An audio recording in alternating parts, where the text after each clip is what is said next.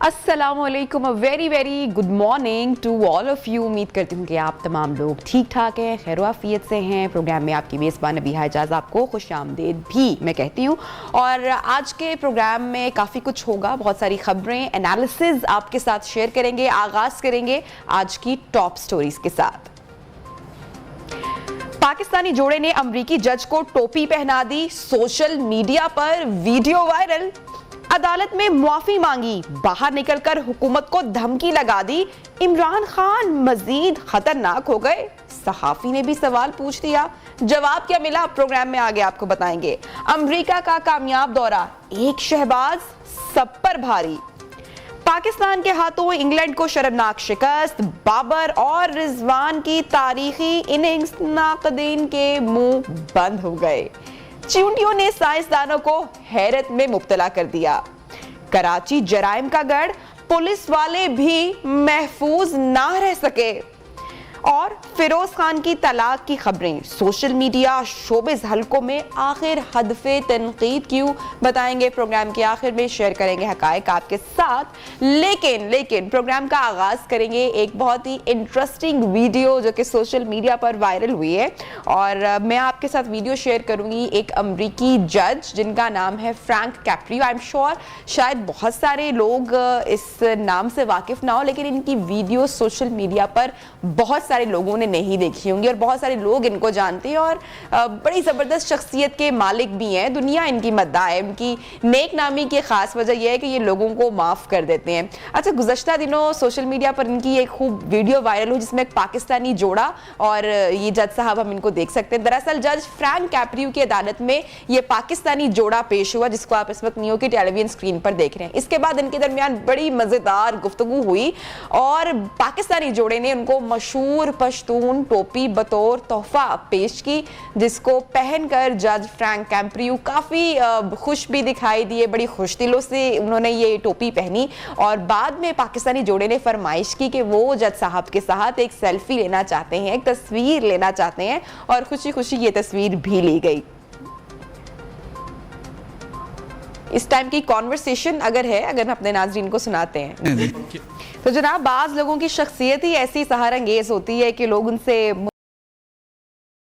बगैर नहीं रह सकते। और ऐसे ही पर्सनालिटी के मालिक हैं ये जज कैप्रियो साहब, जिनकी ये इंटरेस्टिंग वीडियो आपने इस वक्त देखी भी। सो आई होप सो कि आपको भी दिलचस्प लगी होगी। बहरहाल अब आगे बढ़ते हैं और प्रोग्राम का बाकायदा आगाज करते हैं। और सियासी हलचल, सियासी गहमा गहमी ना हो, ऐसा हो नहीं सकता। और इमरान खान साहब को अदालत की जानिब से जो रिलीफ अब मिला है, फर्द जुर्म का जो खतरा एक था वो अब टल चुका है। गुज़श्ता रोज कप्तान ने हाई कोर्ट में पेश होकर मुआफी मांग ली, जिस पर इस्लामाबाद हाई कोर्ट ने इमरान खान की मुआफी को बादियो नजर में तसल्ली बख्श करार दे दिया। अदालत ने अपने हुक्मनामे में कहा कि मुआफी पर मुतमईन है और इमरान खान बयाने हल्फी दे तो उसे जेरे गौर भी लाया जाएगा। बिलाहिर खान साहब को समझ में आ गई है या फिर किसी ने उनको समझा दिया है कि खान साहब अब माफी के बगैर काम नहीं चलेगा, इसलिए कल की कार्रवाई हमने देखा कि क्या हुआ। दूसरी जानिब इमरान खान साहब और राना सनाउल्लाह एक दूसरे के आमने सामने नजर आ रहे हैं। खान साहब ने अदालत वाले मामले से फारिग होने के बाद हुकूमत को खुली धमकी लगा दी कि राना सनाउल्लाह, तुम्हें इस्लामाबाद में छुपने की जगह नहीं मिलेगी। पहले हमने तैयारी नहीं की, अब पूरी तैयारी के साथ आएंगे। खान साहब ने क्या धमकी लगाई, जरा देखते हैं, फिर आगे गुफ्तगू को बढ़ाते हैं। राना सनाउल्लाह, मेरा वादा है कि तुम छुप नहीं सकोगे इस्लामाबाद में। 25 मई को तो हमारी तैयारी नहीं थी। एक पूरा मैंने एहतजाज में हम जा रहे थे और तुमने हमारे पे जुल्म किया और जो हमारी ख्वातीन के ऊपर, बच्चों पे, फैमिलीज पे जो तुमने शेलिंग की, हमारी तो तैयारी नहीं थी तब, क्योंकि हमने डीजल ने 2 धरने दिए, काम पे टांगने वाली बिलावल ने उसे 1 धरना दिया। हमने तो कभी किसी को नहीं रोका, या हमने तो किसी का रास्ता नहीं रोका। तो हम तब तो तैयार नहीं थे। अब सनाउल्लाह और तुम्हारा जो शहबाज शरीफ, वो वैसे ही डरा रहता सारा वक्त। आपको फिक्र करनी चाहिए कि अब तैयारी से इंशाल्लाह हम आएंगे। दूसरी जानिब जनाब राना सनाउल्लाह भी पीछे नहीं, कम नहीं। उन्होंने कहा आपने तैयारी करनी है और हम तैयार हैं। क्या कहा उन्होंने, देखते हैं। अब अभी तैयारी पकड़ रहे हैं, हमने तैयारी कर ली है। एक पागल आदमी से क्या बात हो सकती है? एक आदमी जो मेंटली अपसेट है उसके साथ आप क्या बात करेंगे, क्या समझौता करेंगे उसके साथ? अच्छा, तो आप कोई बात की थी, तो फिर अगेन आप 25 मई की सूरत हाल उसी तरह डील करेंगे? जी, उससे भी बेहतर करेंगे। इसी सूरत हाल के ऊपर बात करने के लिए हमारे साथ मौजूद है रहनुमा JUIFA हाफिज अहमदुल्ला साहब। सर, बहुत शुक्रिया, आपने टाइम निकाला हमारे प्रोग्राम के लिए। कल की अदालती कार्रवाई भी देखी, जो खान साहब पर एक खतरा मंडला रहा था तौहीन अदालत का, वो बिलाखिर टल गया है। उन्होंने अदलिया से माफी मांग ली है, पर अब उन्होंने अपनी तोपों का रुख हुकूमत की जानिब कर लिया है। एक तरफ वो लॉन्ग मार्च के हवाले से चैलेंज कर रहे हैं और दूसरी जानिब आर्मी चीफ की तैनाती हुकूमत ना कर सके, इस हवाले से भी वो बार बार गुफ्तगू करते हैं। अब अंसार अब्बासी साहब के मुताबिक PTI इस पर सुप्रीम कोर्ट जा रही है, आप क्या कहेंगे? बिस्मिल्लाहिर्रहमानिर्रहीम, बहुत शुक्रिया।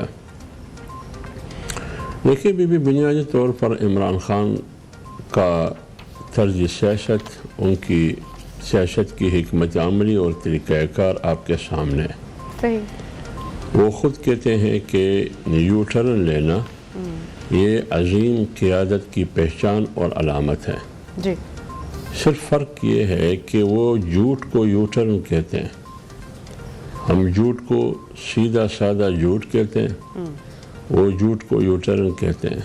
जो जिस क़ियादत की उसूल ये हो कि यू टर्न लेना, झूठ बोलना अजीम क़ियादत की अलामत और पहचान है, तो ये इमरान खान का अपना उसूल है। जहाँ तक उन्होंने अदालत में माफ़ी, देखिए ना, मैंने आपको पहले भी कहा, इससे हम ये ताबीर करते हैं कि एक आदमी ने, इमरान खान ने कहा कि मैं माफ़ी नहीं मांगूंगा। इमरान खान ने कहा कि मैं नहीं झुकूंगा, मैंने सिर्फ अल्लाह के सामने झुकना है, मैं ख़तरनाक हूँ लेकिन मैं कोई ग़ुलाम हूँ। आगे क्या हुआ? झुकना तो क्या, लेट गया। इसको कहते हैं झपट के थूकना, पलट के चाटना। ये है इनका बुनियादी तर्ज सियासत। लेकिन सर, अब ऐसा लग रहा है, ज़ाहिर तौर पर ऐसा लग रहा है कि उन्होंने वो अब जो माफ़ी मांगी है, जो उनका तर्ज तरीक़ा अगर देखा जाए तो वो उस चीज़ पे एक्चुअली गिल्टी नहीं है। वो ये कह रहे हैं, जो उनके अल्फाज भी थे, जो स्टेटमेंट भी थी, वो अदालत में यही थी कि अगर जज साहिबा को ऐसा लगता है, अगर अदालत को ऐसा लगता है कि तौहीन हुई है तो माफ़ी मांगते हैं, लेकिन मेरी नज़र में ऐसा कुछ नहीं है। तो ऐसा लगा है कि खान साहब को शायद किसी ने समझा दिया है, किसी ने बता दिया है कि माफ़ी के बगैर काम दुरुस्त नहीं होगा या बेहतर नहीं होगा। ये देखिए ना, जब फवाद चौधरी उनका एडवाइज़र और मुशीर था उस वक्त तो, और बाबर आवान थे उस वक्त तक तो उनको ये कहा जाता कि डट के खड़े रहना कप्तान, वो तो ये कहता रहा। लेकिन जैसे ही हामिद खान आया, जिसको फवाद चौधरी ने गग्गू घोड़ा कहा, उन्होंने कहा नहीं खान, डट के खड़े रहने से काम नहीं बनता, बल्कि उल्टा लेटने से काम बनेगा। इसीलिए उन्होंने माफ़ी मांग ली। लेकिन हामिद खान ख़ुद कहते हैं कि उन्होंने माफ़ी नहीं ली। अब माफ़ी मांग ली, माफ़ी नहीं ली, अब दो बातें आ गई। असल मुल्ज़िम कहते हैं कि मैंने माफ़ी मांग ली, अदालत ने भी कहा कि आपकी माफ़ी कबूल है, लेकिन उनका वकील हामिद खान कहते हैं कि कल के बारे में कि उन्होंने माफ़ी नहीं मांगी है। तो जब माफ़ी नहीं मांगी है तो अभी जो हल्फिया बयान आता है उसमें क्या बयान आएगी कि वो गैर मशरूत तौर पर माफ़ी लेंगे या मशरूत तौर पर माफ़ी लेंगे। हामिद खान साहब तो कहते हैं कि इमरान खान ने अदालत से गैर मशरूत माफ़ी नहीं मांगी है। जी हाँ, तो यही बात है। अगर जज साहब ने, इस्लामाबाद हाई कोर्ट के मुअज़्ज़ज़ मोहतरम जज साहिबान ने, जिसका हम एहतराम करते हैं, तलाल चौधरी, दानियाल और निहाल का जो केस है पिछली पेशी पर उनके सामने रखा कि ये पढ़े, उसमें तो ये था कि उन्होंने माफ़ी मांगी बग़ैर किसी शर्त के, लेकिन बावजूद उस माफ़ी के उसकी माफ़ी कबूल नहीं हुई, उनको डिस्क्वालीफाइड किया गया। लिहाजा अब आजमाइश है जज का और अदालत का कि अगर उन्हीं तीन जो अरकान असम्बली है उनको सामने रखते हुए, सुप्रीम कोर्ट के फैसले को सामने रखते हुए, फिर तो मेरे ख्याल में इनको डिस्क्वालीफाइड होना चाहिए अगले पेशी पे। तो लिहाजा वो जो तौहीन अदालत का असल मसला है वो आज भी बरकरार है, वो ख़त्म नहीं हुआ है। कल की प्रोसीडिंग से आप ये और पूरी जमात मुतमईन दिखाई दे रही है, मुतमईन हुई है कल की जो प्रोसीडिंग्स हुई अदालती कार्रवाई? देखिए, मैं एक उसूली तौर पर मैं ये बात कहूँ कि जमीयत उलमा इस्लाम की कोशिश ये है कि वो सियासत को अदालतों की नज़र नहीं होना चाहिए, एक बात। दूसरी बात यह है कि जो अपने आप को लीडर कहते हैं, सियासी कौमी रहनुमा कहते हैं, उनको इस किस्म की ज़बान का इस्तेमाल नहीं करना चाहिए कि कल शर्मिंदा हो के सर झुका के बूट चाट के फिर माफ़ी मांगते रहे। ज़रूरत ही क्या है कि आप ज़बान इस्तेमाल करते हैं। फिर एक जज के हवाले से फिर खातून, लिहाजा जो फैसला हुआ ये तो सवाबदीद है अदालत का, लेकिन कुछ माफ़ी दानियाल और तलाल और निहाल की है। वो किस किस्म की माफ़ियाँ उन्होंने ली, लेकिन बावजूद उसके वो डिस्क्वालीफाइड हुए। एक माफ़ी ये है जो गैर मशरूत नहीं बल्कि मशरूत है, शर्त के साथ है। वो तो यही कहते हैं कि हमारे साथ जो सलूक होता है वो सौतेलों जैसा सलूक होता है। जी सर, अब ये अदालत का इम्तिहान है, अब अदालत क्या फैसला करेगी ये अदालत की सवाल है। ठीक है। अच्छा सर, लॉन्ग मार्च की बात हो रही है, खान साहब ने कहा है कि तैयार रहें। अगर लॉन्ग मार्च होता है और पुरअमन तरीके से होता है तो इसमें कोई हर्ज तो नहीं होना चाहिए, लेकिन जैसे कि राना सनाउल्लाह साहब और खान साहब आमने सामने आ गए, विफाक ने भी भरपूर तैयारी कर ली है, तो ऐसे में आप नहीं समझते कि नुक्से अमन का खतरा पैदा हो जाएगा, फिर सूरत हाल बिगड़ सकती है? लेकिन अगर एहतजाज या मार्च पुरअमन हो तो होने देना चाहिए। आपको भी नबिहा यकीन है कि एहतजाज पुरअमन हो या ना हो, कंफ्यूज है आप भी, क्योंकि आपने अगर लगाया, अगर एहतजाज पुरअमन हो, इससे ये सवाल पैदा होता है कि इमरान खान और उनकी पार्टी का एहतजाज जो माजी में उन्होंने की है वो रिकॉर्ड ये है कि वो पुरअमन नहीं रहा। 126 दिन के धरने में आपको मालूम है कि उन्होंने पार्लियामेंट पर चढ़ाई की, सुप्रीम कोर्ट को दुबिगाट बना दिया, उन्होंने पीटीवी सेंटर पर चढ़ाई की, उन्होंने एक पुलिस ऑफिसर्स की मारपीट की, पुलिस स्टेशन पर हमले किए, सेवर नाफरमानी का ऐलान किया, मारो मरो और जलाओ गिराओ के नारे लगाए गए, खबरें खोदी गई और बाकायदा बाहर ओवरसीज पाकिस्तानियों को कहा गया कि पैसा बैंक के ज़रिए नहीं होंडी के ज़रिए भिजवाना, गैस और बिजली के बिल जला दिया गए। फिर 25 मई को आपको याद है कि बाकायदा खैबर पख्तूनख्वा की सूबाई हुकूमत, सूबाई वज़ीर आला की क़ियादत में, गिलगित बल्तिस्तान की हुकूमत, वहाँ के वज़ीर आला की क़ियादत में समेत रियासत की फ़ोर्स की छतरी में उन्होंने वफाक पर हमला किया। आपके सामने इस्लामाबाद में जितनी भी गरासी थी, आपके दरख्त थे, उनको आग लगाया गया। ठीक है, मतलब हुकूमत आप कहना चाह रहे हैं कि हुकूमत को तो हर सिचुएशन का सामना करने के लिए तैयार रहना पड़ेगा, खुदा ना खास्ता अल्लाह ना करे कि अगर नुकसान का खतरा पैदा हो जाए। एक जुमले की इजाज़त दे दे, अगर एक जुमले की इजाज़त दे, लिहाजा अगर वो पुरअमन एहतजाज करेंगे, जैसे उन्होंने अभी उनके कहने के मुताबिक कि हमने 50 जलसे किए, आप बताइए हुकूमत ने कहाँ उनके लिए रुकावट पैदा की? कहीं भी रुकावट पैदा की नहीं की। जहाँ भी उन्होंने जलसे किए, अगर वो पुरअमन आएंगे, पुरअमन जलसा करेंगे, एहतजाज करेंगे, तो ये उनका जमहूरी और आईनी हक है, इससे उनको कोई नहीं रोकेगा। लेकिन अगर वो बदमाशी करेंगे, वो सियासी दहशतगर्दी करेंगे, तो फिर जिस तरह बदमाश को, सियासी दहशतगर्द को कानून की गिरफ्त में आकर उनका किस तरह निमटना जरूरी है, निमटाना जरूरी है उसका।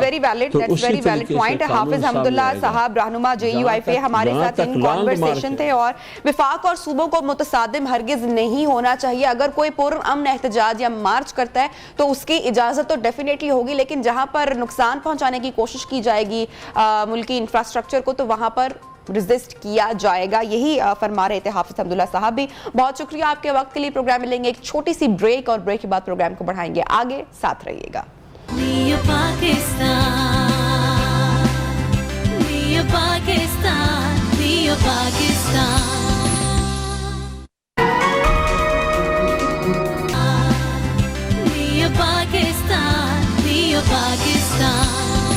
Welcome back. प्रोग्राम में आपको खुशामदीद कहते हैं और एक मरतबा फिर से बात करेंगे मुल्की सूरत हाल की भी। ऑब्वियसली थोड़ी सी चैलेंजिंग सूरत हाल है, थोड़ी सी डिफ़िकल्ट हालात हैं। तो जहाँ पर एक जानिब खान साहब मुश्किलात ऐसा लग रहा है कि खड़ी करने की कोशिश कर रहे हैं, वफाक को टफ टाइम देने के बारे में सोच रहे हैं, मार्च करने के बारे में सोच रहे हैं, वहीं पर दूसरी जानिब वज़ीर आज़म मियाँ शहबाज शरीफ साहब अक़वाम मुत्तहिदा की जनरल असम्बली के सालाना इजलास में शिरकत के लिए इस वक्त न्यूयॉर्क में मौजूद हैं, जहाँ पर उनकी आलमी रहनुमाओं से, आलमी शख्सियात से मुलाकातें जारी हैं। मुल्की सूरत हाल के ऊपर भी ऑब्वियसली तबादला ख्याल हो रहा है, बातचीत हो रही है। और एक अहम मुलाकात हुई है शहबाज शरीफ साहब की न्यूयॉर्क में।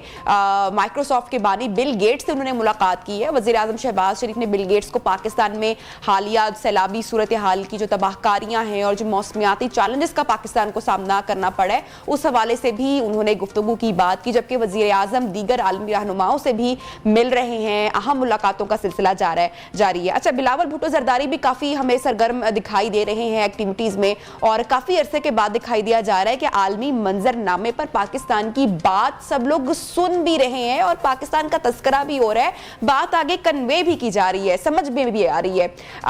क्या जिन दोस्त ममालिक को इमरान खान के दौर में नाराज़ किया गया था, उनसे दोबारा तजदीद वफा करके नई खारजा पॉलिसी की बुनियाद रखी जा रही है, रखी जा सकेगी, और इसमें हमें किस हद तक कामयाबी मिलेगी, इसी सिलसिले में बात करेंगे। हमारे साथ मौजूद हैं वज़ीर आज़म साहब के कोऑर्डिनेटर राना एहसन अफजल खान साहब। खान साहब, बहुत शुक्रिया आपने वक्त दिया हमारे प्रोग्राम के लिए। एक तो बड़ी अच्छी बात है कि अहम मुलाकातें हो रही हैं, पाकिस्तान की जो सिचुएशन है वो दुनिया के सामने रखी जा रही है। अब पाकिस्तान मौसमियाती तब्दीलियों का शिकार है, ये केस वज़ीर आज़म साहब ने आलमी दुनिया के सामने रखा है, किस हद तक कामयाब हुए हैं ये केस पेश करने में?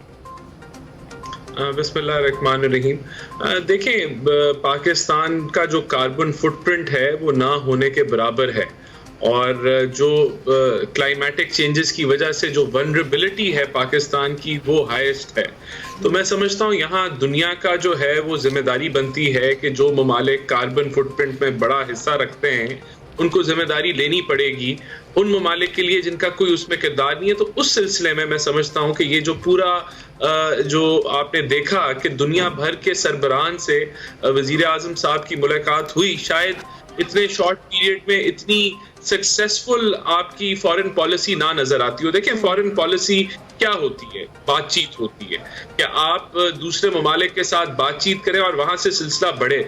तो मैं समझता हूं कि जितने ममालिक के साथ हमने अपना पाकिस्तान का केस रखा, ना सिर्फ क्लाइमेटिक चेंजेस का रखा, पाकिस्तान का उन ममालिक के साथ ट्रेड के बारे में रखा, और जो हमारे पेंडिंग अमूर उनके ऊपर भी डिस्कशन हुई, ये एक बहुत बड़ी कामयाबी है इस लिहाज से कि जहां बहुत अरसे से बातचीत रुकी हुई थी और इस लेवल के ऊपर कि जहां प्राइम मिनिस्टर उनके मुल्क के सदर के साथ या प्राइम मिनिस्टर के साथ बैठ के मुल्की अमूर के ऊपर गुफ्तगू करें, तो वो सिलसिला जो है बड़ी तेजी से पूरी कौम ने देखा कि किस तरीके से दर्जनों ममालिक के सरबराहान के साथ मुलाकात भी हुई और फिर एक ये तसलसल शुरू हो जाता है। तो मैं समझता हूँ बहुत बड़ी कामयाबी है। और बिल्कुल जब आप देखें, अगर यहाँ पीटीआई वाले ये भी कह रहे हैं कि आप देखें कि जी यहाँ सैलाब है और वजीर आजम कहाँ फिर, यही वजीर आजम जो हैं दर्जनों दफा यहाँ गए, सैलाब ज़दगान के साथ खड़े हुए और आज भी उनका केस लड़ने के लिए आलमी दुनिया के अंदर जो सरबराहान है उनसे मुलाकात कर रहे हैं और कामयाबी से कर रहे हैं। तो मैं समझता हूँ कि जरूर इसका इम्पैक्ट आएगा। आज जो यूनाइटेड स्टेट्स के जो प्रेसिडेंट हैं वो पाकिस्तान की बात कर रहे हैं, वो कह रहे हैं कि हमें जो जिम्मेदारी है हमारी भी बनती है। यूनाइटेड नेशंस के जनरल सेक्रेटरी बात कर रहे हैं, दीगर ममालिक बात कर रहे हैं। तो यही हम चाहते थे कि हमारा ये जिस चीज के अंदर हमारा कसूर नहीं है क्लाइमेटिक चेंजेस के अंदर, उसकी जिम्मेदारी लोगों को उठानी चाहिए और वो दुनिया किसी हद तक महसूस कर रही है। अच्छा राना एहसान साहब, बिल्कुल आपने वो दुरुस्त बात फरमाई कि उसका जो एक इम्पैक्ट है वो तो ऑब्वियसली नजर आ रहा है और वो नजर आएगा भी इन फ्यूचर। अच्छा, चूंकि टाइम कम है, मैं आपसे जानना चाहूंगी कि एक बार दिखाई दे रहा है फिर से कि पाकिस्तान अमेरिका के साथ आगे बढ़ रहा है, तो क्या चीन और रूस के साथ भी बराबरी के ही ताल्लुकात उस तरीके से कायम हो सकेंगे, उस तरह से ही बैलेंस की इक्वेशन कायम करते हुए उनके साथ भी चला जाया जा सकेगा? जरूर। देखें, अभी तो रूस के सदर ने दावत दी है वजीर आजम को रूस विजिट करने की, और फिर जो SCO था, जो शंघाई की जो हमारी मीटिंग थी अभी ये समरकंद के अंदर, वहां चीनी सदर से भी जो है वजीर आजम साहब की मुलाकात हुई और चीन के साथ तो हमारे पहले ही बहुत कुर्बत के ताल्लुकात हैं जिनको हम मजीद जो है जिनके ऊपर वर्किंग हर वक्त जारी होती है और चीन के साथ हमारा बहुत बड़ा फ्यूचर अटैच्ड है, हमारे वो हमसाए भी हैं। तो मैं समझता हूं कि फॉरेन पॉलिसी नेशनल इंटरेस्ट के ऊपर बेस होती है और पाकिस्तान का नेशनल इंटरेस्ट ये डिक्टेट करता है कि हम एक बैलेंस के साथ चलें और जहां हमें फायदा है हम वहां उस तल्लक को उसके लिहाज से बढ़ाएं और हमें चीन के साथ तल्लकात बढ़ाने में फायदा है।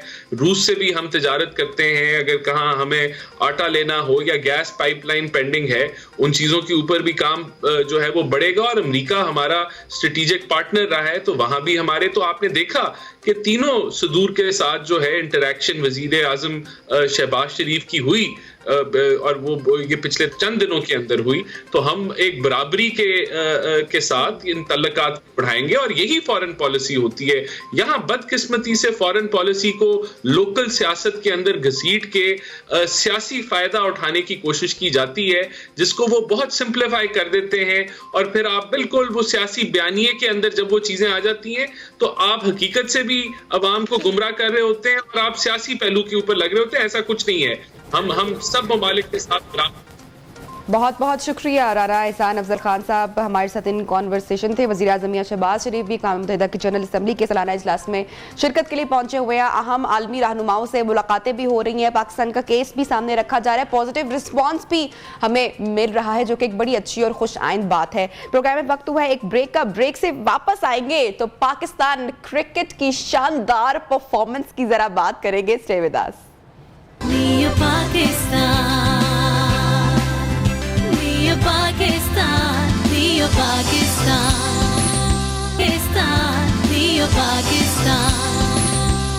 वेल डन ग्रीन शर्ट्स, बहुत बहुत मुबारक हो आपको, अच्छा परफॉर्म किया, ताली तो बजती है इस पर, लेकिन आगे भी ऐसा ही परफॉर्म करना है। तो नाज़रीन, ये पाकिस्तानी टीम है, इससे जो दुनिया डरती है ना, इसकी वजह सिर्फ एक है कि कब कर दें, क्या कर दें, कुछ पता नहीं होता। तो कल का मैच भी हमने देखा कि इंग्लैंड टीम को शिकस्त का सामना करना पड़ा, जबकि बाबर आजम और रिजवान ने क्या ही तारीखी इनिंग्स खेलकर अपने नाकदीन तमाम लोगों के मुंह बंद करवा दिए। और इन दोनों के बल्ले ऐसे चले कि चौके और छक्के से तो बात कम नजर ही नहीं हमें आई। मुल्की गैर मुल्की क्रिकेटर समेत तज्जियाकारों ने भी तारीफों के पुल बांध दिए। थोड़ी सी तारीफ जरा हम भी कर लेते हैं, अच्छा प्ले किया है तो तारीफ तो बनती ही है कि बाबर आजम और से हमें एक मरतबा फिर से अच्छी फॉर्म में दिखाई दी। उम्मीद करते हैं कि बाबर आजम की यही जो फॉर्म है ये वर्ल्ड कप तक किसी तरीके से बरकरार रहेगी। हमारे साथ मौजूद हैं कल के मैच पर एनालिसिस ले लेते हैं इमरान अहमद मानी साहब, sports analyst. Thank you so much Imran, आपने हमें ज्वाइन किया। तो जो पाकिस्तानी कॉम्बिनेशन पर एतराज हो रहा था, बाबर आजम पर एतराज हो रहा था, रिजवान पर एतराज हो रहा था कि परफॉर्म नहीं कर रहे हैं, फॉर्म में नहीं है, मेरे ख्याल से कल उनकी परफॉर्मेंस ने सबको चुप करवा दिया। पहले तारीफ, हाँ तनकीद करेंगे लेकिन पहले दाद बनती है। देखिए, सबसे पहले तो बिलाशुबा मुबारकबाद तमाम पाकिस्तानियों को और तमाम क्रिकेट फैंस को, और जितनी तारीफ की जाए कम है। और मतलब जिसे कहते हैं कि जीतने की तरह जीतना, बिल्कुल चारों शाने चित कर देना, तो ये चीज़ हमें कल नजर आई बाबर आजम और मोहम्मद रिजवान की तरफ से, पाकिस्तान टीम की तरफ से, कि एक ऐसी जीत के जिसकी ज़रूरत थी। क्योंकि एशिया कप में जिस तरह पाकिस्तान टीम हारी थी आखिरी 2 मैचों में, स्पेशली फाइनल में, फिर पहला मैच यहाँ पर पाकिस्तान टीम हारी इंग्लैंड से, तो उसके बाद बहुत ज़्यादा तनकीद हो रही थी और टीम काफ़ी ज़्यादा डीमोरलाइज थी और मतलब काफ़ी खदशात और काफ़ी सवालात जो है वो बढ़ते जा रहे थे पाकिस्तान टीम के हवाले से। लेकिन कल जिस तरह पाकिस्तान टीम ने परफॉर्म किया है तो मतलब ऑसम, कि ये ऐसा था कि जिसको कहते हैं ना कि करीब भी नहीं फटकने दिया। हालांकि पहली इनिंग्स के बाद बहुत सारे सवालात थे, जिस तरह पाकिस्तान का मिडिल ऑर्डर इस वक्त खेल रहा है या जिस तरह बाबर आजम की फॉर्म चल रही थी, तो उसके बाद बहुत सारी चीज़ें थी कि 200 रन का टारगेट जो है ये एक बहुत बड़ा टारगेट है, आया कि ये चीज़ हो पाएगा या नहीं हो पाएगा। लेकिन बाबर ने और रिजवान ने जो है मतलब कोई कसर नहीं छोड़ी, मजा आ गया। हाँ, लेकिन यहाँ पर अब मैं फर्दर जो तनकीद पर मैं बात करता हूँ कि मैं पूछ रहा हूं, ये सवाल है मेरा कि कहां है वो लोग जो ये कह रहे थे कि बाबर आजम को तो हम आउट ही नहीं करते हैं जब कराची किंग्स से मैच होता है, कि वो बहुत स्लो खेलते हैं। कहां है वो लोग जो ये कह रहे थे कि इनका पैर तोड़ देना चाहिए, इन एक को नीचे लाया जाए, एक को ओपनर खिलाया जाए? या कहां है वो लोग जो ये सवाल कर रहे थे बाबर आजम के ऊपर, मोहम्मद रिजवान के ऊपर, कि अपना शायद प्राइम टाइम गुजार चुके हैं? या ये अच्छा, बाबर आजम तो समटाइम मानी वो देखे ना, परफॉर्म अगर नहीं करते थे तो उन पर तनकीद होती थी। मुझे जिस चीज का पर्सनली बड़ा दुख होता था कि बेचारा रिजवान हर मैच में चल रहा है और सिर्फ वो एक रिस्पॉन्सिबिलिटी लेकर कुछ ना कुछ परफॉर्म कर रहे हैं और फिर भी इन पर तनकीद हो रही है कि ये आउट होंगे तो कुछ होगा। और उनकी कुछ ट्वीट्स आई, बड़े डिसहार्टेड भी लगे गुज़श्ता मैच के बाद, और उन्होंने कहा कि भाई अल्लाह सब देख रहा है और जो होगा वो होगा। सो उन पर भी तनकीद मुझे तो समझ में नहीं आती। अब वो लोग वैसे बहरहाल सारे गायब हो चुके हैं जो उन पर तनकीद कर रहे थे। वो तो रात से कोई भी उनमें से नजर भी नहीं आ रहा, छुपते फिर रहे शायद। देखें, बात सुने, तनकीद होती है, हम भी करते हैं, आप भी करते हैं, सब करते हैं। तनकीद सबका राइट होता है, लेकिन तनकीद में और तज़हीक में फर्क होता है। ये हमें समझना चाहिए। आपको बिलो द बेल्ट नहीं जाना चाहिए। जिस तरह की तनकीद पिछले दिनों हो रही थी, मतलब आप ये भूल गए कि बाबर आजम वो प्लेयर है जो कि तकरीबन 1100 के लगभग दिन जो है नंबर 1 रहा। मोहम्मद रिजवान वो प्लेयर है जो अभी भी नंबर 1 है। यानी दुनिया मान रही है, दुनिया के एक्सपर्ट्स मान रहे हैं, आपकी रैंकिंग बोल रही है, उनकी कारकर्दगी बोल रही है। कप्तान विराट कोहली मान रहे हैं, बाबर आजम की वो तारीफ कर रहे हैं। उसके बाद भी अगर आप उनके ठीक है, लूप होल्स कहीं कहीं हमें नजर आए, उनको एड्रेस करना चाहिए। ठीक है, स्ट्राइक रेट का इशू आ रहा था या कुछ चीजें थी, लेकिन थोड़ा सा सब्र भी होना चाहिए, कुछ हौसला होना चाहिए कि अब आप चाहते हैं कि हर मैच में परफॉर्म करें, ऐसा नहीं होता।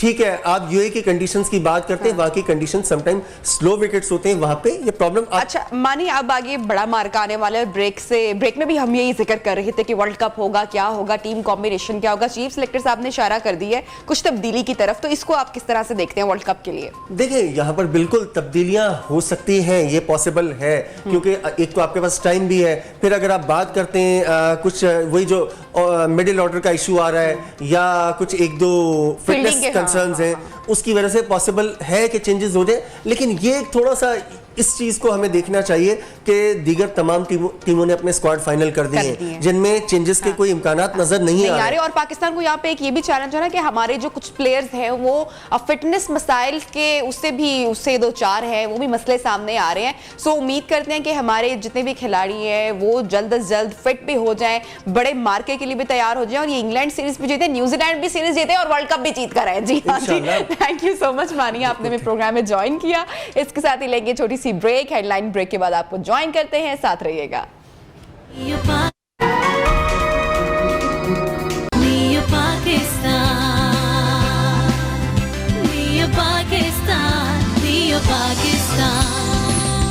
Welcome back. नियो पाकिस्तान में आपको नाज़रीन खुशामदीद कहती हूँ। और शहरे कायद का अहवाल क्या सुनाऊं। लगता है कि कराची की हर गली में जुर्म हो रहा है, लूट मार, डाकाजनी, धोखाधड़ी, कत्लो गारत। पाकिस्तान की तजारती शहरग है कराची, जहां पर जराइम किसी सूरत में भी काबू नहीं आ रहे हैं। हजारों की तादाद में वारदातें हो रही हैं। और तो और अब कराची की पुलिस, जिसने शहरियों को तहफ्फुज़ फराहम करना है, वो भी खुद डाकुओं के रहमो करम पर है। हुआ कुछ हुआ कि कराची पुलिस के डीएसपी साद जब्बार बैंक से तकरीबन 8 लाख रुपए लेकर निकले और डाकुओं ने मुखबरी की शायद या उनका पीछा किया। डीएसपी साद जब्बार का बहरहाल ताक़ुब किया गया और कुछ दूर जाकर उन्हें लूट लिया गया। अगर ये कहा जाए तो गलत ना होगा कि कराची में इस वक्त डाकू राज चल रहा है और सिंध हुकूमत की ऐन नाक के नीचे ये सब कुछ हो रहा है, तो ये कहना गलत ना होगा। वजीर आला मुराद अली शाह बज़ाहिर जोर तो खूब लगा रहे हैं, मगर मामलात है कि सीधे नहीं हो पा रहे हैं। इसी हवाले से बात करेंगे। हमारे साथ मौजूद हैं सीनियर एंकर पर्सन, तज्जियाकार तारिक मतीन साहब। तारिक साहब, बहुत शुक्रिया, आपने टाइम दिया प्रोग्राम के लिए। कराची में जराइम इस कदर बढ़ गए हैं कि अब पुलिस, जिसने कि शहरियों को तहफ्फुज़ फराहम करना है, वो भी डाकुओं से लुट रही है। क्या अब इस बात पर कहेंगे? नबिया, अस्सलाम वालेकुम। आपको और आपके तमाम देखने वालों को बहुत शुक्रिया मुझे ये मौका देने का। ये जो साद जब्बार साहब डीएसपी साहब लुटे हैं, 8 लाख रुपए इनसे लुटे हैं, ये सिर्फ इतनी खबर नहीं है कि पुलिस वाला लुट गया, ये लुटा कहाँ है, ये ज्यादा इंटरेस्टिंग है। ये कराची में डालमिया के नजदीक शांति नगर का इलाका है, वहां लुटे हैं। अब अगर आप डालमिया जानना चाहें तो ये नेशनल स्टेडियम के साथ है। अच्छा। अब अगर आप नेशनल स्टेडियम की बात कर लें तो कल के दिन डीएसपी का वहां लुट जाना, ये खबर इसलिए बहुत बड़ी है कि वहां पाकिस्तान की, इंग्लैंड की टीमें खेल रही थी उस इलाके में वो सिक्योरिटी होनी चाहिए थी कि परिंदा भी पर ना मार सके। लेकिन वहां पर डाकू जो हैं वो इतने मुतमईन थे कि उन्हें पता था कि ये पुलिस निकम्मी, नालायक, नाअहल, नाकारा, नाकाम, निठल्ली है। उन्होंने इत्मीनान से वहां पर वारदात की, पुलिस वाले के साथ वारदात की, और अब पुलिस वाला जो है वो कराची वालों का दुख, उनका दर्द शायद महसूस कर सके। तो ये कराची की कहानी, ये कहानी इसलिए ज्यादा इंटरेस्टिंग है कि जहां सबसे ज्यादा सिक्योर होना चाहिए था कल कराची को, वहां पर ये काम इत्मीनान के साथ धड़ल्ले से तारिक मजीद साहब, ये तो बात हो गई पुलिस की बेबसी भी अब हमें नजर आ गई और अवाम का दुख भी उन्होंने समझ लिया। बिल्कुल आप बजा फरमा रहे हैं। सिंध हुकूमत भी अगर कहा जाए कि मुकम्मल तौर पर फेल हो चुकी है, अवाम को भी तहफ़्फ़ुज़ फराहम करे में अवाम की बात तो अब धाय दूर की रहेगी। अब तो पुलिस वाले खुद महफूज नहीं है डाकुओं के हाथों। तो इस सिंध पुलिस की जो काली भेड़े जो कि सियासी अदवार में किसी वक्त में भर्तियां की गई थी, ये समझते हैं आपके जराइम ना रोक पाने की एक बड़ी वजह है या फिर वजूहात कुछ और है? अच्छा, इस शहर में ना मल्टीपल वजूहात हैं, बहुत, जितनी गिने उतनी कम है। और इस शहर में जो जराइम है उसमें सिर्फ पुलिस जिम्मेदार नहीं है। मैं यहां बैठकर ये कह रहा हूं कि वो महकमा जिसका काम इंसाफ देना है, बर वक्त फैसले करना है, वो महकमा भी जिम्मेदार है। जिसका नाम ले लेंगे अगर हम तो तौहीन हो जाएगी, वो महकमा भी जिम्मेदार है। कराची पुलिस भी जिम्मेदार है। कराची में बरस हा बरस से तमाम तर इंतजाम संभालने वाले रेंजर्स भी जिम्मेदार हैं। इसके अलावा भी लोग हैं जो जिम्मेदार हैं, और कराची में जो हुक्मरान हैं, सिंध के जो हुक्मरान हैं, वो भी जिम्मेदार हैं। ये जो कराची की टूटी सड़कें हैं, जो हुकूमत की जिम्मेदारी है, ये कराची की टूटी सड़कें भी जिम्मेदार हैं। जिस जगह अतहर को मारा गया था 18 फरवरी को, मेरे छोटे भाई को, उस जगह सड़क बुरी तरह से टूटी हुई थी, और वहां जहीर अब्बास रोड केडीए के नजदीक उस किनारे पर बाइक बहुत स्लो हो जाती है, तो लूटने वाला इतना करीब आ जाता है कि वो हाथ रख के बाइक रोकता है, गन रखता है और कहता है निकाल, जो तेरा है वो मेरा है। ये वाली सिचुएशन होती है। तो मल्टीपल जिम्मेदारियां हैं, और अदालत, पुलिस वाले खुद कहते हैं हम लेकर जाते हैं मुजरिम, छूट जाता है, और अगर छूटता नहीं है तो उसका फैसला नहीं होता। एक टर्म है कराची पुलिस की, बल्कि पूरे पाकिस्तान की पुलिस की, और इंडिया में भी इस्तेमाल होती है, हाफ फ्राई और फुल फ्राई। तो पुलिस कहती है हमने एक वक्त में मुजरिमों को फुल फ्राई भी किया है, अब भी अगर हमें इनको हाफ फ्राई करने की इजाजत दे दी जाए तो शहर में जराइम कम हो जाएंगे। जिससे मैं बड़ी हद तक डिसएग्री इसलिए करता हूं कि हमने इस शहर में तो खुद पुलिस वाले देखे हैं जिन्होंने ये लूटमार की वारदातें की हैं, मगर पुलिस अपनी जिम्मेदारी अंजाम देने में नाकाम है। और इसका सबसे बड़ा सबूत यह है कि शहर के उस हिस्से में जिसे हम मुतमव्विल अफराद का इलाका कहते हैं, जिसे हम डिफेंस कहते हैं, क्लिफ्टन कहते हैं, या गिजरी कहते हैं, या कैंटोनमेंट एरियाज हैं, वहां वारदातें नहीं हैं। तारिक साहब, कराची पाकिस्तान का सबसे बड़ा शहर है, हमारा मुआशी हब है। अगर यहाँ पर इस तरह की बेअमनी, बेसुकूनी रहेगी, लोग, पुलिस भी यहाँ पर महफूज अपने आप को नहीं तस्वुर कर पा रहे, तो बैनुल अक़वामी इन्वेस्टमेंट किस तरह से आएगी अगर कराची का ये हाल है?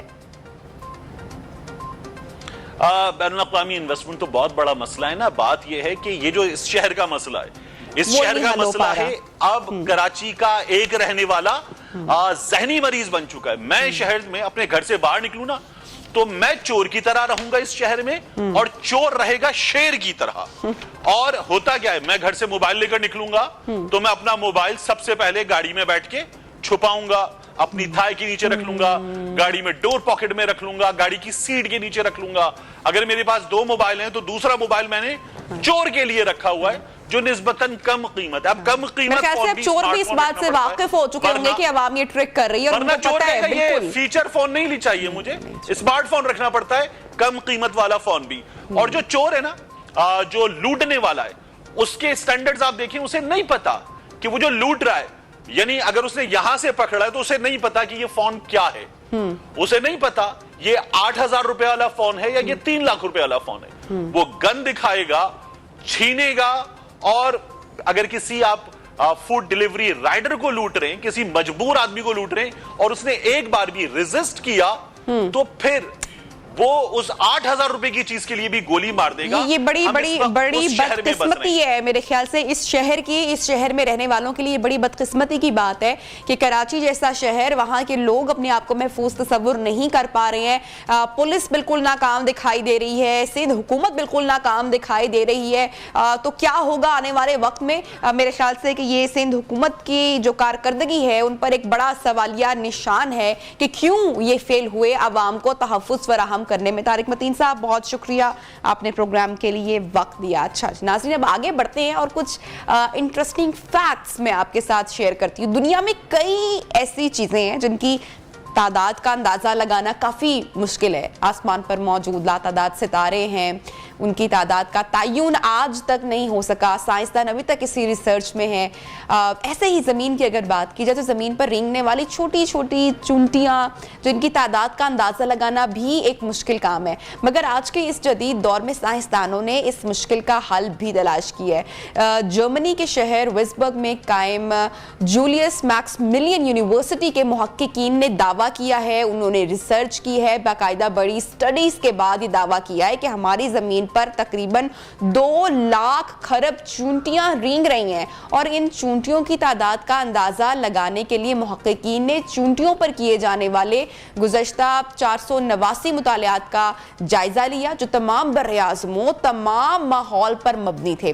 बहरहाल बड़ी इंटरेस्टिंग ये रिसर्च है। अब जो नताइज सामने आए, नताइज से ये मालूम हुआ कि ज़मीन पर 20 क्वाड्रिलियन चूंटियां मौजूद हैं जिनका वजन 12 मेगाटन यानी कि 12 अरब किलोग्राम खुश कार्बन के मजमूई वजन के बराबर है, और ये वजन दुनिया में मौजूद जंगली परिंदों और मैमल्स के मजमूई वजन से भी ज्यादा है, जबकि इंसानों के मजमूई वजन का 20% है। तो ये एक बड़ी इंटरेस्टिंग रिपोर्ट थी, कुछ फैक्ट्स थे, रिसर्च थी, स्टडीज थी जो कि जर्मनी के विस्बर्ग में की गई, मैंने आपके साथ शेयर की। आई होप सो कि इससे पहले आपको भी अंदाजा नहीं होगा, लेकिन अब आपको दुनिया में कितनी चूंटियां हैं इस बारे में ये रिसर्च आप मजीद भी पढ़ सकते हैं। बहरहाल प्रोग्राम में वक्त हुआ एक छोटी सी ब्रेक का, ब्रेक के बाद आपको ज्वाइन करेंगे, साथ रहिए।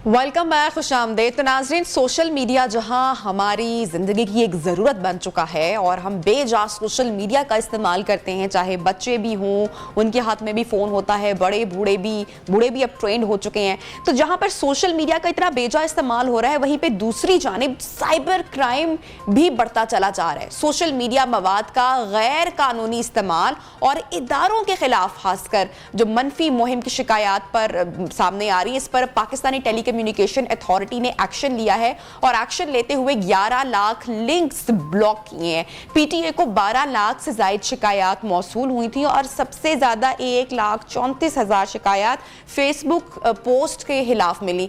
इसके अलावा मैं ये भी आपको यहाँ पे शेयर करूँ, बताती चलूंगी, गुजरे 3 साल में साइबर क्राइम में तकरीबन 83% इजाफा हुआ है, जो कि एक बहुत ही तशवीशनाक नंबर है। ये एक बड़ा नंबर है और ये आदादो शुमार असम्बली में पेश किए गए हैं। देखा जाए तो हालिया दिनों में पाकिस्तान में सियासतदानों, सहाफ़ियों, शोबिस के अफराद और जो इदारों के खिलाफ बाकायदा मनसूबा बंदी के तहत मुहिम चलाने का इंकशाफ हुआ है। इसी पर अब हम बात करेंगे सूरत हाल के ऊपर। Saud Ahmad cyber security expert हमारे साथ मौजूद हैं।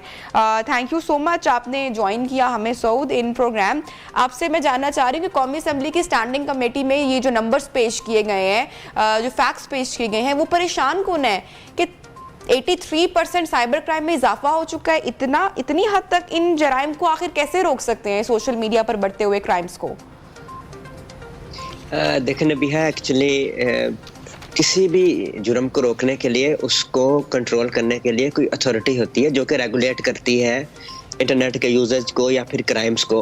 अनफॉर्चुनेटली पाकिस्तान में जो फेडरल इन्वेस्टिगेशन एजेंसी है वो इस जो क्राइम्स हैं साइबर रिलेटेड उनको देखती है, लेकिन मसला ये है कि वो क्राइम होने के बाद उनकी सजाओं के बारे में है। क्राइम होने से पहले जो प्रिकॉशनरी मेजर्स हैं वो अभी तक पाकिस्तान में मुतारफ नहीं करवाए गए और पाकिस्तान में कोई भी रेगुलेटरी अथॉरिटी नहीं है जो कि साइबर क्राइम्स को रोके, ना ही कोई थिंक टैंक्स हैं जो कि साइबर जो सिक्योरिटी के अदारे हैं जो कि हुकूमत के साथ मिलकर काम करके कोई ऐसी रेगुलेटरी अथॉरिटी बना दें कि जो कि क्राइम होना ही इतना मुश्किल कर दे कि जो है इसकी जो आपने अभी बताई है स्टैटिक्स, ये बड़े हैरान कन है और परेशान कन भी हैं कि जिस तरह से स्पीड के साथ पाकिस्तान में साइबर क्राइम्स बढ़ रहे हैं। तो मेरा ख्याल है कि अभी बहुत ज्यादा जरूरत है कि एक रेगुलेटरी अथॉरिटी जो है वो कायम की जाए पाकिस्तान के अंदर, जो कि साइबर क्राइम्स होने से पहले उसको मुश्किल ही इतना कर दे। क्योंकि जब 3G 4G पाकिस्तान में आया तो आपने देखा है कि लोगों को इतनी अवेयरनेस नहीं है, लोगों के सोशल मीडिया के ऊपर जो अपनी इंफॉर्मेशन है वो पब्लिक है, कोई भी फेक कॉल्स करके अपनी आइडेंटिटी जाहिर किए बगैर उनको थ्रेट कर देता है, ह्यूमिलिएट कर देता है, हरासमेंट हो रही है, तो ये परेशान कन तो है। अच्छा सऊद, यहाँ पर एक और चीज़ मैं आपसे पूछना चाहूँगी कि पिछले दिनों सोशल मीडिया पर बहुत ज़्यादा खबर वायरल हुई, इदारों के खिलाफ प्रॉपर एक कैंपेन की गई, प्रॉपर मुहिम चलाई गई और फिर जो अफराद इस पूरी मुहिम में मुलव्विस थे उन्होंने बाद में शर्मिंदगी का इजहार किया, माफ़ी भी मांगी, खबरें भी खूब चली, मगर ये सिलसिला जो है वो रोकने में अभी तक हम नाकाम हैं। क्यों? जी, इसमें एक जो है बड़ी अच्छी प्रोग्रेस की है गवर्नमेंट ऑफ पाकिस्तान ने और पीटीए ने मिलके। अभी जो है वो वीपीएन जो है वो ब्लॉक कर रहा है पीटीए। 1 नवंबर से जो वर्चुअल प्राइवेट नेटवर्क यूजेज है वो खत्म हो जाएगा। पीटीए के तरफ से जो है जो पब्लिक नोटिस जारी किया गया है उसमें उन्होंने बताया कि 31 अक्टूबर तक अगर आप वीपीएन यूज कर रहे हैं तो अपने काम के साथ, यानी कि फ्रीलांसर्स और आईटी प्रोफेशनल्स भी तो पाकिस्तान में काम कर रहे हैं ना, तो अगर तो कोई जेन्युइनली जिसको जरूरत है वीपीएन की वो यूज कर रहा है वीपीएन, तो वो ये कर सकता है कि वो अपना रजिस्टर करवा ले पीटीए से। तो इससे एक तो पीटीए को डाटा मिल जाएगा, लेकिन इसके लिए खतरे की घंटी है उन लोगों के लिए जो कि पैसों के फेक ट्रेंड्स बनाते हैं, जो कि फेक अकाउंट चला रहे हैं फेसबुक पे और ट्विटर पे। तो वो एक तो बंद हो जाएंगे, दूसरे वो पीटीए के चंगल में आने वाले हैं। करीब जो है वो गवर्नमेंट जो है उन सऊद, आप मुझे सुन पा रहे हैं? सऊद से हमारा राब्ता डिस्कनेक्ट हो चुका है, दोबारा बात करने की कोशिश करेंगे। और खासकर ये कि जो पीटीए ने इतनी बड़ी तादाद में अकाउंट्स ब्लॉक किए हैं जो कि खासकर सिर्फ फेसबुक के हैं, 11 लाख अकाउंट सोशल मीडिया पर फेसबुक पर पीटीए की जानिब से ब्लॉक किए गए हैं, और इससे हम अंदाज़ा लगा सकते हैं कि साइबर क्राइम में किस हद तक इजाफा हो रहा है। अच्छा सऊद, इसमें जो साइबर क्राइम में जो ज़्यादातर मुलव्विस अफराद पाए जा रहे हैं, किस एज ग्रुप से इनका ताल्लुक है? देखें, अब आप मुझे सुन पा रही हैं? जी, मैं आपको सुन पा रही हूँ। मैं आपसे जानना चाह रही हूँ कि ऐसा डाटा भी हमें अब तक मिल चुका है कि हम एज ग्रुप तयन कर सकें? देखिए, एज ग्रुप जो है वो तयन जो है उसका थोड़ा मुश्किल है, क्योंकि चीज़ें जो हैं वो रिसर्च बेस्ड होती हैं। ये कि किस एज ग्रुप से है इसका अंदाज़ा तो लगाया जा सकता है, लेकिन एग्जैक्टली ये कहना जो है ये मुश्किल होता है कि किस एज ग्रुप से है। लेकिन अभी जो इकदाम किए जा रहे हैं उससे जो है मेरा ख्याल है 1 महीने में आप लोग देखेंगे कि ये बहुत ज्यादा कमी आ जाएगी, क्योंकि जो आप रजिस्टर्ड हो जाएंगे पीटीए के साथ तो वो एक मुश्किल काम है। लेकिन पाकिस्तान में आपको पता है कि मनी टाइज जो है फेसबुक पे वो अवेलेबल नहीं है, तो पाकिस्तान से जितने पेजेस जो हैं वो एडवर्टाइजमेंट के साथ पैसे कमा रहे हैं फेसबुक वगैरह से, तो वो वीपीएन यूज करके कमा रहे हैं। तो अगर वीपीएन यूज होता है तो पाकिस्तान की एक इंडस्ट्री जो है जो कि फेसबुक से रिलेटेड है, जैसे आपने बताया कि फेसबुक से भी रिलेटेड बहुत सारी जो है शिकायत आ रही थी, तो वो इंडस्ट्री जो है वो सोशल मीडिया सार्फिन जो है वो भी मुतासिर होंगे इससे। ठीक है, बहुत शुक्रिया Saud Ahmad, cyber security expert हमारे साथ इन कॉन्वर्सेशन थे। प्रोग्राम में आगे बढ़ेंगे और एक और खबर आपके साथ शेयर करूंगी। खैबर पख्तूनख्वा से ये खबर आ रही है जहां पर कुदरती आफात और जो पुलिस ऑपरेशंस हैं उसके दौरान ड्रोन कैमराज इस्तेमाल करने का बिलाखिर फैसला किया गया। बहुत ही अच्छा इनिशिएटिव है, बहुत ही अच्छा ही कदम उठाया जाएगा। ड्रोन मंसूबे का इब्तदाई तखमीना लागत जो है वो 500 मिलियन रुपए है और सूबे में ड्रोन कैमरे पुलिस, ज़राअत, मादियात और महकमा रेस्क्यू के लिए इस्तेमाल किए जाएंगे। केपी की हुकूमत ने इस मंसूबे की मंजूरी भी दे दी है।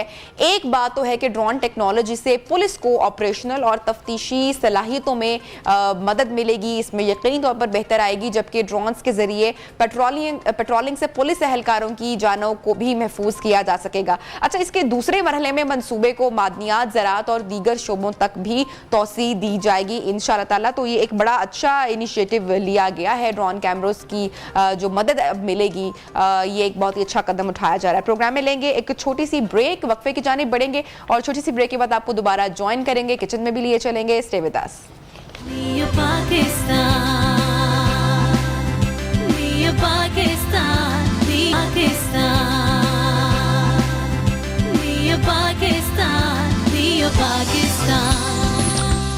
Welcome back. प्रोग्राम में आपको एक मरतबा फिर से खुशामदीद कहती हूँ। नाज़रीन, सोशल मीडिया पर जैसे कि एक तूफान सा आ गया, हमारे मुल्क के बहुत ही मारूफ एक्टर जिनको बहुत पसंद किया जाता है, जिनकी फॉलोइंग भी बहुत ज़्यादा है, मैं बात कर रही हूँ फ़िरोज़ खान की, और उनसे रिलेटेड उनकी निजी ज़िंदगी से रिलेटेड जो खबरें सोशल मीडिया पर वायरल हैं, अब वो किसी से ढकी छुपी नहीं है। उनकी तलाक की खबरें लोगों को जैसे ही मालूम हुई, सोशल मीडिया पर एक बहस से छिड़ गई। सबसे पहले तो फ़िरोज़ की साबिका अहलिया अलीज़ा सुल्तान ने वजह बताई। उन्होंने कहा कि शौहर की जानिब से मुसलसल शादी के आगाज़ से ही जिस्मानी और नफ्सियाती तशद्दुद का सामना करना पड़ा, बेवफाई, ब्लैकमेलिंग का सामना करना पड़ा, जिसके बाद सोशल मीडिया पर उनकी ज़ाती ज़िंदगी का मुवाजना उनके ड्रामों के किरदारों के साथ किया जाने लगा। क्योंकि हमने फ़िरोज़ के जितने भी ड्रामे देखे, हमने देखा कि एग्रेसिव, यंग, एंग्री मैन के किरदारों में उनको हमेशा देखा गया और खूब सराहा भी गया। बहरहाल, जहाँ पर लोगों ने फ़िरोज़ पर तनकीद की, वहीं शोबे से मुंसलिक अदाकारों ने भी अपने ख्यालात का खुलकर इजहार किया। मेज़बान अदाकार फैज़ान शेख ने इंस्टाग्राम पर पोस्ट शेयर की। उन्होंने कहा कि मैं बिल्कुल हैरान नहीं हूँ कि ये शख्स ड्रामों में ऐसे किरदार अदा करता है। फिर साथ ही अदाकारा मेहर बानो ने भी सोशल मीडिया पर ट्वीट की। उन्होंने स्टोरी में लिखा कि आपके पसंदीदा हीरो की जानिब से टीवी पर निभाए जाने वाले किरदार इसलिए इस कदर मुस्तनद लगते हैं क्योंकि वो लोग हकीकी ज़िंदगी में भी वैसे ही होते हैं। फिर इफ़्फ़त उमर साहिबा ने तो तस्दीक ही कर दी। उन्होंने लिखा अपनी ट्वीट में अपने सोशल मीडिया पर कि फ़िरोज़ बिल्कुल ऐसे ही हैं जैसा उनकी साबिका बीवी बता रही हैं, क्योंकि इफ़्फ़त ने उनके साथ काम किया है और देखा है। बहरहाल, ये तो लोग अब चर्चा कर रहे हैं, और जितने भी एक्टर्स होते हैं, एक्ट्रेसेस होते हैं, कहा यह जाता है कि पब्लिक प्रॉपर्टी होते हैं, इनकी जो भी कोई पर्सनल लाइफ में कोई हैपनिंग होती है तो फिर लोग भी उसी तरीके से तनकीद करते हैं। बहरहाल, शादी का इस तरह से टूटना और ऐसी शादी जिसमें 2 बच्चे भी हों, मेरे ख्याल से बहुत ही डिस्टर्बिंग होता है खातून के लिए भी, किसी भी कपल के लिए भी। और अगर आप सेलिब्रिटी हों तो फिर तो मेरे ख्याल से हर एक को मौका मिल जाता है कि वो आपकी ज़िंदगी पर कमेंट या राय रख सकते हैं। बहरहाल, ये तो सोशल मीडिया ट्रेंडिंग की बात हुई, खबर हमने आपके साथ शेयर की। अब लिए चलते हैं आपको रूह अफ़ज़ा के किचन में। Chef Huma is with us. अस्सलाम वालेकुम, गुड मॉर्निंग हुमा। कैसी? मैं बिल्कुल ठीक हूँ। मुझे रूह अफ़ज़ा नज़र आ रहा है, ग्लास नज़र आ रहे हैं और मीठा बन रहा है। बिल्कुल, और जुम्मा भी है आज। हाँ। और नबिया, मैंने सोचा कि आज कुछ मीठा बनाते हैं, और जब रूह अफ़ज़ा से बनेगा मीठा जो कि 100% नेचुरल इंग्रेडिएंट से बना हुआ है और बच्चों बड़ों सबका फेवरेट जी मशरूब है। तो जब मशरूब फेवरेट है तो उससे क्यों नहीं डिजर्ट्स बन सकती हैं और बहुत सी और चीज़ें भी बनाई जा सकती हैं। मीठा खाया ना करें, मीठा बोला भी करें। मीठा इखलाक भी होना चाहिए। नाज़रीन, क्या ख्याल है हुमा? बिल्कुल, और जुम्मे का दिन है और ये मैसेज मेरे ख्याल से बेहतरीन है कि मीठा में मेरी कोशिश होती है जुम्मे को जरूर बनाया जाए, और इसीलिए बनाया जाए कि आपने अपने इखलाक में भी मिठास लानी। डेफिनेटली। तो जी, बनाना डिक्री बना रहे हैं हम, और बच्चों के लिए भी बड़ा मज़े का ये डिज़र्ट है, और मेरे ख्याल से बड़े भी ऐसा ठंडा मीठा जो है वो बहुत पसंद करते हैं। तो बनानास जो है वो मैंने ले लिए थे, 6 से 7 आपने बनानास लेने हैं और उसको आपने काट लेना है ब्राउन। ठीक है, एक बनाना क्रंच भी बड़ी अच्छी बनती है। बिल्कुल, बनाना ब्रेड भी बहुत अच्छी बनती है। बिल्कुल। अच्छा, मैंने बनाना ब्रेड कभी ट्राई नहीं की है। नहीं, बनाना ब्रेड, कैरेट ब्रेड, ये दोनों तो जो है मेरे ख्याल से बहुत पसंद आएंगे। इंशाल्लाह हम बनाएंगे फ्यूचर में। अच्छा जी, ये इसके बाद मेरे पास है कोकोनट मिल्क। कोकोनट मिल्क, बिल्कुल। हुमा, ये कोकोनट मिल्क इतनी इजीली स्टोर से मिल जाता है? आराम से मिल जाता है। ठीक है। नहीं तो कोकोनट पाउडर मिल जाता है। क्रीम्स तो मिल जाती है। बिल्कुल, और कोकोनट पाउडर से भी आप जो है उसको अच्छे से बीट करके उसको कोकोनट मिल्क बना सकते हैं। और उसके बाद जी हमारा फेवरेट, हम सबका फेवरेट जो है रूह अफ़ज़ा, वो जाएगा। क्योंकि मैंने मीठा कोई ऐड नहीं किया, इसलिए 5 से 6 चम्मच के करीब जो है मैं, इससे एक तो कलर भी अच्छा बिल्कुल हो जाएगा, और थोड़ी सी इसकी मैं इसी तरह मार्बलिंग रहने दूंगी। अच्छा, अब आपने इसको कर लेना है थोड़ा सा चिल्ड। मेरे पास चूंकि टाइम नहीं है, इसलिए मैं अभी आपको बता देती हूँ, और बाद में आपने इसको चिल करके ग्लास को इस तरह से रूह अफ़ज़ा से थोड़ा सा गार्निश कर लेना है। और उसके बाद हम प्रेजेंटेशन तो देखें फिर बड़ी अच्छी होनी चाहिए, घर में मेहमान भी आते हैं। तो खाना अच्छा जी, टेम्पटिंग नीट। आपको तभी ज्यादा लगता है कि जब उसकी प्रेजेंटेशन बहुत खूब होगी। बिल्कुल। हुमा, ये तो बड़ी आसान सी रेसिपी है। बिल्कुल जी, और इसके ऊपर जो है मैं पहले सबसे थोड़ा आइसक्रीम का स्कूप आप कर लीजिए, ये ग्लास के नीचे बेस में, ठीक है, रूह अफ़ज़ा के ऊपर। और उसके बाद जो है मैंने जो ये मिक्सचर हमने रेडी किया है नबिया, ओके, वो हम ऐड करेंगे। अच्छा हुमा, कितना चिल इसको रखेंगे, तकरीबन कितनी देर फ्रीज में बस रखेंगे? फ्रीज नहीं होने देना है इसको। अच्छा, आइसक्रीम ना बन जाए। बिल्कुल आइसक्रीम नहीं बनाना, क्योंकि आइसक्रीम तो हम साथ में ऐड कर रहे हैं। ओके। और इसको जो है ये नबिया हमारी इजी सी रेसिपी अच्छा, थी, और इसके टॉप पे भी फ्लेवर की भी ऐड कर सकते हैं, ताकि आप अपने बच्चों के फ्लेवर की, आपको बनाना स्ट्रॉबेरी फ्लेवर अगर मिल रहा है तो वो भी अच्छा रहेगा। मैंने अच्छा, ये अगर हम इसको थोड़ा सा थिक समटाइम मीठे बड़े अच्छे लगते हैं, तो दूध की जगह हम क्रीम भी यूज कर सकते हैं, कोकोनट मिल्क की जगह। कोकोनट, बिल्कुल बिल्कुल। ओके, ये ले जी, ये हमारी बनाना डिक्री रेडी है। 2 कप्स मैं और रेडी कर देती हूँ। और ये जो ये कलर होता है ना, और जो पिंक कलर और वाइट मिक्स करके, ये रूह अफ़ज़ा मिक्स करके जो पिंक सा कलर बन जाता है मशरूब्स का, और ये जितने ये डिजर्ट्स होते हैं, तो वो बहुत ही रिफ्रेशिंग सा फील देता है। और जब फ्रूट साथ शामिल हो जाएं, इतनी फेवरेट बिल्कुल जो अच्छा, है अगर नट्स पसंद है सो आप नट्स बिल्कुल जी, वो नट्स भी ऐड कर सकते हैं, टॉपिंग की जा सकती है नट्स की भी, जो लोग पसंद करते हैं। वैसे मुझे मीठे में नट्स पसंद नहीं है, आई डोंट लाइक इट, लेकिन बहुत सारे लोग पसंद करते हैं। बिल्कुल पसंद करते हैं। तो ये आइसक्रीम के साथ हुमा झटपट मीठा है, वाह। बिल्कुल जी, ये बनाना डिक्री जो है हमारी रेडी हो गई है। एक और लास्ट जो हमारा ग्लास है वो हम गार्निश करेंगे, और साथ ही उसकी बेस में जो है ऐड कर लेंगे रूह अफ़ज़ा, और उसके ऊपर जो है एक्स्ट्रा हमने कोई शुगर ऐड नहीं की, कोई शुगर सिरप ऐड नहीं किया, चूंकि आइसक्रीम भी मीठी है। किसी दिन होममेड आइसक्रीम बनाते हैं। बिल्कुल बनाएंगे, थोड़ा टाइम टेकिंग है, लेकिन मैं हाफ डन कर लूंगी, ठीक है, और वो या डन कर लूंगी। बाकी तैयारी करनी पड़ती है उसकी, क्या उसको फ्रीजर में रखना पड़ता है, फिर उसको बीट करना पड़ता है। आपके पास प्रॉपर्ली उसका टाइम भी होना चाहिए, और ख्याल भी रखना, ये नहीं करना कि आप भूल जाएं। वैसे जिंदगी हमारी जितनी बेसिकली आइसक्रीम जो है ना, डेयरी क्रीम होनी चाहिए उसके अंदर। अच्छा, आइस लॉलीज तो घर में इजीली बन जाती है, वो तो बन जाती है, वो तो बड़े मजे से, आप चाहे रूह अफ़ज़ा की आइस लॉलीज बना लें। बिल्कुल। और अगर आप थोड़ा सा जिस तरह हम रबड़ी दूध बनाते हैं ना नबिया, थोड़ा वो भी मैं बताऊंगी किस तरह से आपने वो कुल्फा टाइप दूध तैयार करना है, जिस तरह कुल्फी का तैयार करते हैं, और उसके बाद आपने उसकी जो है ना आइसक्रीम बनानी है रूह अफ़ज़ा के साथ। तो बच्चे जो हैं उनके लिए आप देखें कि कितना जो है प्रॉपर आइसक्रीम भी मिल जाएगी, बच्चे भी खुश हो जाएंगे, माँ भी खुश हो जाएगी, पैसे भी बच जाएंगे, बाप भी, सब लोग खुश हो जाएंगे हुमा। और सबसे फायदा ये है मेरे ख्याल से कि बच्चे जो हैं, जो आइसक्रीम होती है उसमें 50% ऑलरेडी एयर होती है, तो जब आपके बच्चे घर में बनी हुई खालिस चीज खाएंगे जो आपको पता है, बस बच्चों का तो यही है ना कि खा ले, चाहे किसी भी सूरत में हो, बाहर का हो या घर का हो, सबसे बड़ा ये चैलेंजिंग उसको। अच्छा जी हुमा, फाइनल रेसिपी जरा क्विकली शेयर कर दें। बिल्कुल जी, बहुत ही इजी और सादे इंग्रेडिएंट्स मैं इस्तेमाल करती हूँ जो आपको आराम से मिल जाए। तो आपने करना ये है कि कोकोनट मिल्क ले लेना है 1 टिन पूरा, उसके अलावा 6 से 7 जो है बनानास ले लेने, उन्हें काट लेना है। जो कोकोनट मिल्क है उसके अंदर आपने उसको मिक्स करना है, साथ में आपने ऐड करना है रूह अफ़ज़ा। बेस के ऊपर आप थोड़ा सा रूह अफ़ज़ा और गार्निश कर लें कप को, ग्लास को, और उसके ऊपर जो है आपने आइसक्रीम डालनी है। आइसक्रीम के बाद जो आपने मिक्सचर तैयार किया बनाना डिक्री का वो पोर कर लेना है।